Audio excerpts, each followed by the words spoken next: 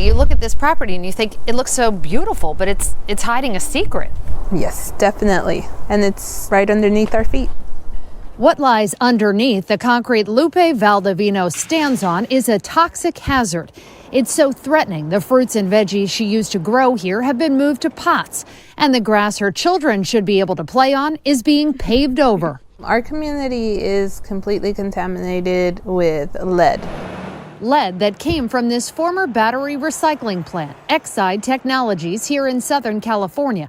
It was spewed into the air for years and created what officials called an environmental disaster, impacting more than 100,000 people in the surrounding communities, tainting the soil so badly it had to be dug up and then covered.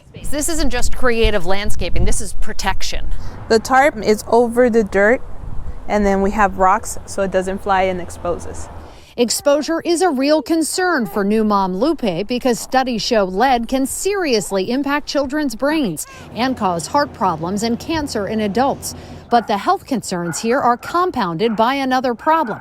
Because the courts allowed Exide to declare bankruptcy and essentially abandon this site in 2020, the people who may be potentially sickened by its toxic waste are now having to pay the bill for its cleanup. I'm angry, I'm upset, I feel helpless. In the end, we have to pay for it ourselves with taxpayers' money. They shouldn't have the health burden or the financial burden. We need the polluting industries responsible to be cleaning it up.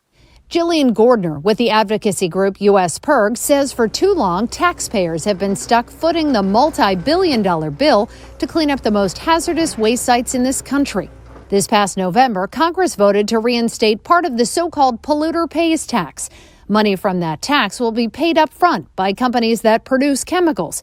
It'll go into a specific fund to make sure cash is available to clean up sites, even if individual polluters skip town. It's not specific to the company that left the contamination. And it does that because so often, like in the Exide case, Exide disappears and then we can't hold them accountable. The great part of the polluter pays tax is that we don't have to go piece by piece, company by company, chasing them down. That's not practical. The American Chemistry Council, an industry trade group, told Spotlight on America it opposes this tax, saying it targets all chemical manufacturers, even though toxic waste has been left behind by only a few. The money will be directed specifically to Superfund sites, the more than 1,300 toxic waste sites across the U.S. that the government has prioritized for cleanup. 1 in 6 Americans live near a Superfund. For Jillian Gordner, it means the critical work to restore these sites should finally speed up. An infusion of funds is enough to get so many of these across the finish line. But back in California, cleanup at and around the Exide site is really just getting started. Although the federal government is involved, this area is like many toxic sites in the country that have not yet been labeled as Superfunds, so they're not eligible for the new polluter pays funding. That leaves thousands of people like Lupe Valdovinos desperate for more accountability. They don't really understand that there's real pain and hurt in our communities.